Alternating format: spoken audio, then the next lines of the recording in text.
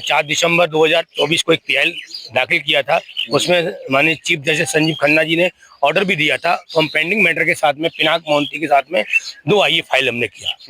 उसके बाद आज हमने आईए फाइल किया है और उसमें डायरेक्शन भी मांगे हैं और सारे एविडेंस के साथ जो रियल एस्टेट के पेमेंट हुए नहीं है वो भी एविडेंस लगाए हैं, जो क्यू शॉप के नहीं हुए हैं वो भी एविडेंस लगाए हैं, जिनको प्लाट अलाउड किए हैं वो भी एविडेंस लगाए, प्रॉपर्टी जिन्होंने सेल किए हैं, सारे एविडेंस के साथ हमने सुप्रीम कोर्ट में अपने प्रपत्र कल पेश किए हैं और आज हमारा आईए नंबर मिल गया है। लोग कह रहे हैं कि पोर्टल से पैसा हमको मिल जाएगा, तो बता दूं जिन लोगों ने 2010 में एक 15,000 की एफडी किया था उसका क्यू शॉप में 21,600 रुपए का भुगतान बना था, जबकि आज की डेट में उसका भुगतान 84,900 रुपए बनना था, जबकि पोर्टल के माध्यम से उसका मात्र 81,600 रुपए का पेमेंट मिला है।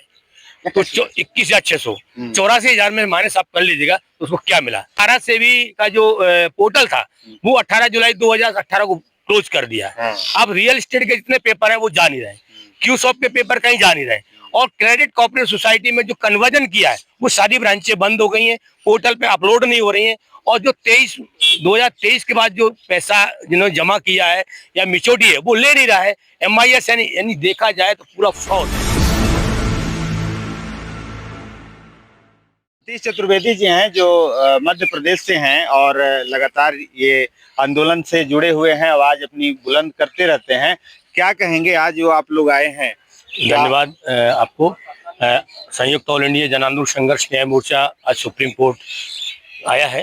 वो जनता की जो सहारा में जिनका पैसा फंसा हुआ है उसी को पीड़ा को लेकर के आज सुप्रीम कोर्ट में तो सारा सीबी का मैटर जो चल रहा है, कई हमारे जमाकर्ता कई कार्यकर्ता लोग कह रहे थे कि आप लोग सुप्रीम कोर्ट सीबी वाले मैटर में नहीं गए, जबकि हमने 4 दिसंबर 2024 को एक पीआईएल दाखिल किया था। उसमें माननीय चीफ जस्टिस संजीव खन्ना जी ने ऑर्डर भी दिया था। तो हम पेंडिंग मैटर के साथ में पिनाक मोहंती के साथ में 2 आईए फाइल हमने किया। उसके बाद आज हमने आईए फाइल किया है और उसमें डायरेक्शन भी मांगे हैं और सारे एविडेंस के साथ जो रियल एस्टेट के पेमेंट हुए नहीं है वो भी एविडेंस लगाए हैं, जो क्यू शॉप के नहीं हुए हैं वो भी एविडेंस लगाए हैं, जिनको प्लाट अलाउड किए हैं वो भी एविडेंस लगाए, प्रॉपर्टी जिन्होंने सेल किए हैं, सारे एविडेंस के साथ हमने सुप्रीम कोर्ट में अपने प्रपत्र कल पेश किए हैं और आज हमारा आईए नंबर मिल गया है। और मुझे पूर्ण विश्वास भी है क्योंकि निर्णय तो सुप्रीम कोर्ट से ही होना है और हमको सुप्रीम कोर्ट में भी जाना है, तो प्रपत्र के साथ हम गए हुए हैं। अब क्या निर्णय आता है वो सुप्रीम कोर्ट के ऊपर है, लड़ना हमारा काम है। संगठन हर मोर्चे पर खड़ा हुआ है। जो हमारे राष्ट्रीय अध्यक्ष जी ने कहा है कि आप जुड़ जाइए, ये सही बात है।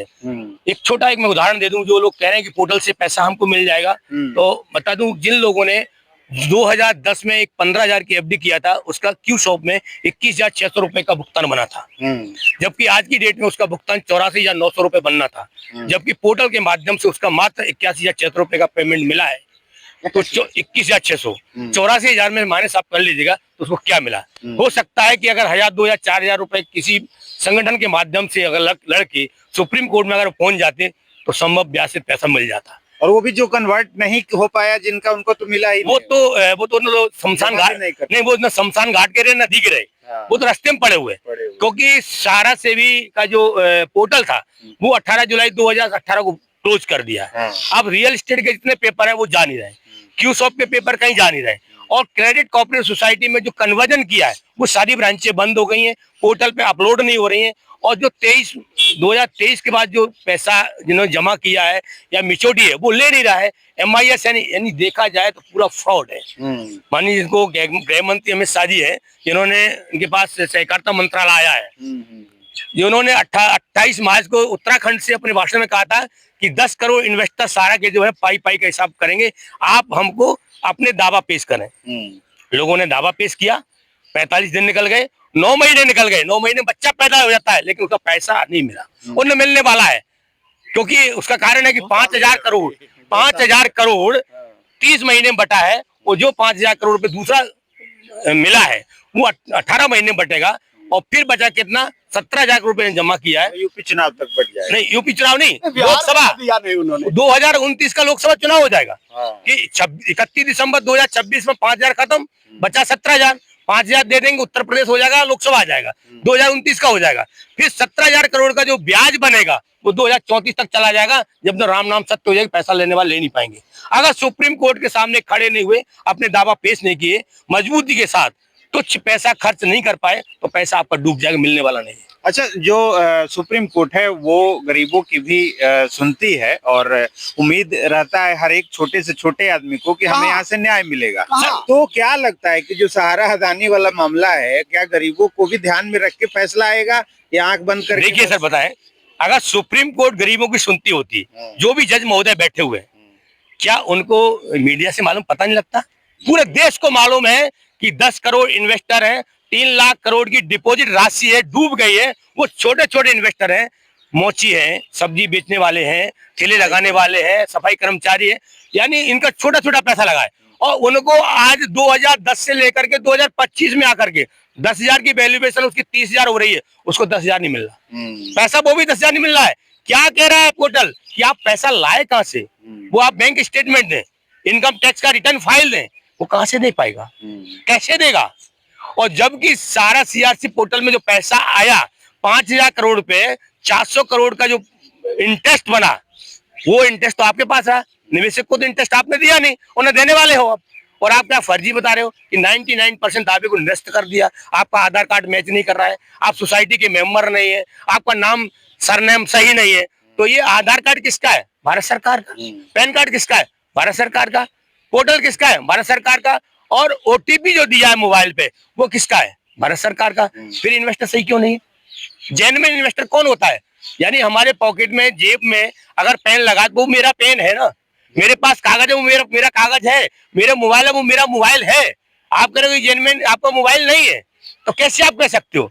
सारा का पेपर है, सारा को लाइसेंस दिया। अभी भी जो ये निवेशक है उनको कुछ उम्मीद रखनी चाहिए कि अब उम्मीद, देखिए, उम्मीद तो रखना चाहिए, और उम्मीद अगर नहीं रखोगे तो पैसा मिलेगा कैसे?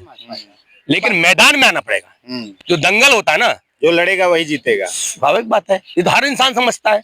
आज बताइएगा, हमारे तमाम वकीलों ने भी यही कहा है और तमाम विधिवेत्ताओं ने भी यही कहा कि देखिए, सबको पैसा तो शायद नहीं मिल पाए इस जीवन में, लेकिन जो लड़ जाएगा, जो अपनी बात रख ले जाएगा, उसको पैसा मिल जाएगा।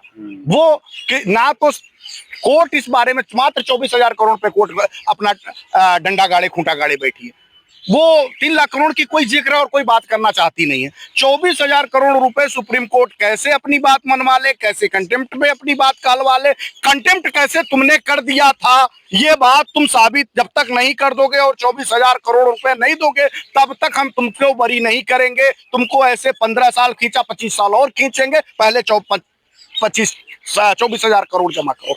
इसी पे पूरा का पूरा फोकस है, बाकी कोई फोकस माननीय सुप्रीम कोर्ट का निवेशकों से या एजेंटों से या सहारा की कंपनी से कोई लेना देना नहीं है। कितना भी फ्रॉड किया हो, कितनी भी गलती की हो, सब माफ है। तुमको लंबी रस्सी फेंक रहा हूं, 24,000 करोड़ रुपए जमा कर दो। ये लंबी रस्सी सिर्फ तुमको 24,000 करोड़ रुपए जमा करने के लिए है।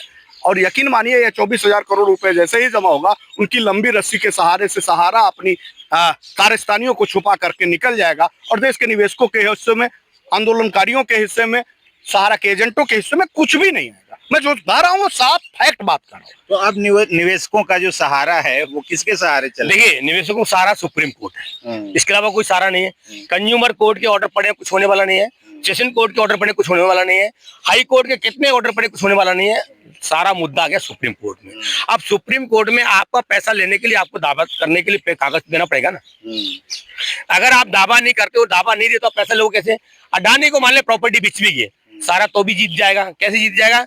कि जो पैसा मिलेगा, आज प्रॉपर्टी कीमत जो 100 रुपए है, वो अडानी लेगा कितने में? 25 रुपए में। 75 रुपए किसकी जेब में जाएगा? सारा की जेब में। तो सारा तो फ्रीज हो गया, चाहे निवेशक को पैसा मिले चाहे नहीं मिले। तो आप दावा पैसे कैसे करोगे? हाँ, जो लोग भ्रमित हैं, जो लोग कंफ्यूजन हो रहे हैं कि अडानी प्रॉपर्टी ले लेगा तो पैसा मुझे मिल जाएगा, ये संभव नहीं, कदापि नहीं है। जब तक आप नहीं लड़ोगे ये संभव नहीं है। और देगा कैसे देगा? क्योंकि पैसा तो आपने सहारा को दिया है ना। सहारा तो कहेगा मैं तो देवाला आउट हो गया, मैं फ्री, मेरे पास कुछ नहीं है, जो 24,000 ले लो आप, फिर आप क्या करोगे? तो आपको आना पड़ेगा।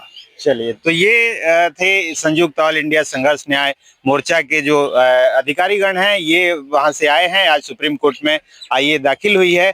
और उम्मीद यही की जा रही है कि इस बात जो है सहारा अदानी डील से पहले इनकी सुनी जाए और जो निवेशक हैं 13 करोड़ उनकी बात सुनी जाए, उसके बाद ही फैसला दिया जाए।